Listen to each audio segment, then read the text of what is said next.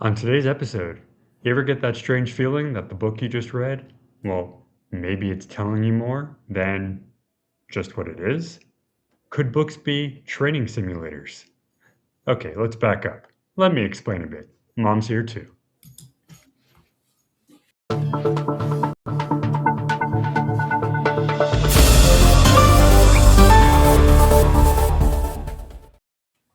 Good Simulator. morning, everybody. I know. Was that the word that threw you off when you No, were okay? what the heck is a simulator? But I guess I'm gonna learn Simulator. today. I Okay. think by definition, it's one of those things you use to practice. They'll use it Ah, in things like aviation or space travel when you're getting ready to, do the thing. but in terms But of in this books, case, talking yeah, about, but huh? in term of books, we're gonna talk about how those maybe are simulators as well, not just aviation, right? Yeah, so we're going to talk about how a book can possibly simulate preparation for life, or maybe how to, you know, enjoy better what it is you're trying to do. Mhm. So, right off the bat, we know that books will let us practice experiences without dealing with the after effects, good or bad, depending. Many cognitive scientists and literary theorists both agree that the narrative is a great form of mental stimulation. And as we all know, the more you stimulate the mind, the sharper and the better you can be, whether you are doing a puzzle or, in this case, reading a book. Neuroscience research shows that when we read a vivid narrative, something very colorful, very creative, very in depth, you become part of the storyline. You learn the emotions of the characters. Interesting. You evaluate whether or not the people are doing the right thing or the wrong thing, the ethics of it.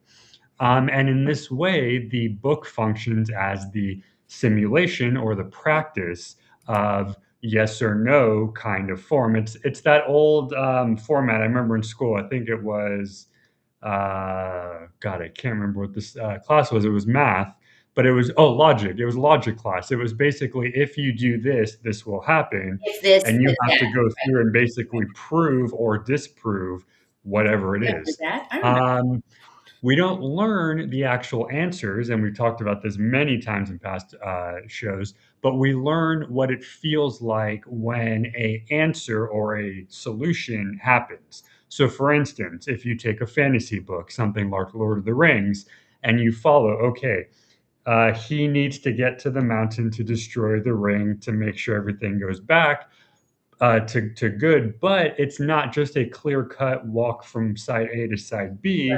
Along the way, he has to decide who does he trust, who does he not, who does he Right, fight, who does he right, side with. And it's never, one way or the other. There's always that little morally gray, you right. know, thing. So, have you or anybody out there listening ever felt somewhat prepared for something after reading a story? So, it could be fiction, it could be nonfiction, but have you ever noticed that after you finish a book, you have a better grasp of a specific situation Yeah. that then you can go do because you have that new knowledge? Oh, yeah, I think it happens all the time. Isn't that why we read? I think so. I think it prepares, not only the practicality, but it prepares the emotion. And like we just read there, it's not a matter of knowing what to do or how it's going to end. It's knowing what to do if the situation rears, a life.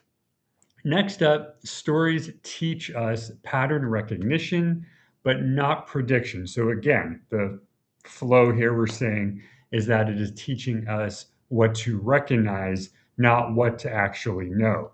So, for instance, many a times I've read recently books on human behavior and the brain and such. The Cosmos, the Carl Sagan book, that where he talked about how the whole world came together, is actually a great example of this because he's not only explaining how historically everything worked, but he's also putting into mind why everything worked what it was. So how people from one era did what they did, how it ended up becoming the next era, so on and so on. Writer George Eliot, that I don't know if you remember that one. I had to study her in school. Believed that fiction enlarges sympathy by helping readers again recognize motives. So you're saying a pattern here, right? You're saying a trend. We're talking about how books aren't giving you the answers, they're giving you the idea, And the the feeling, survival of it, I guess. and it's like the feeling of the experience, like you almost like you're there, right? Is that what you're saying? Yeah, so a good question then is, do you think books help us notice these patterns sooner than later, depending on how much you're actually reading? So if you're someone who reads, you know, 3 or 4 books in a week or in a month, are you getting information better or quicker than someone who maybe is only reading, 1 or 2 books?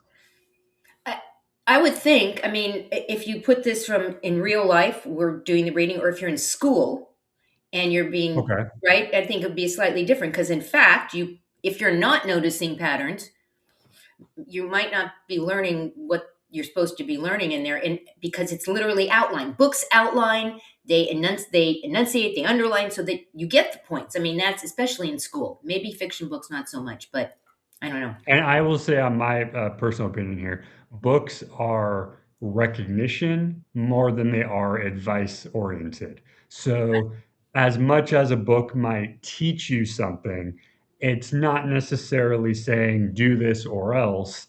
It's saying, "Hey, you came here to learn a science thing. Yeah, Here's what we know."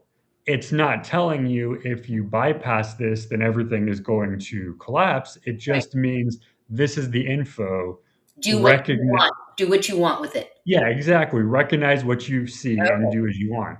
Lastly, books prepare us for ourselves, basically, not really the outside. So we were talking about examples of, fantasy where they go on an adventure, or, school books where you learn about history or science. But really, the book is helping you be you to your greatest extent, but not in a kind of a self-help way. Right. This is you know, what are you trying to achieve?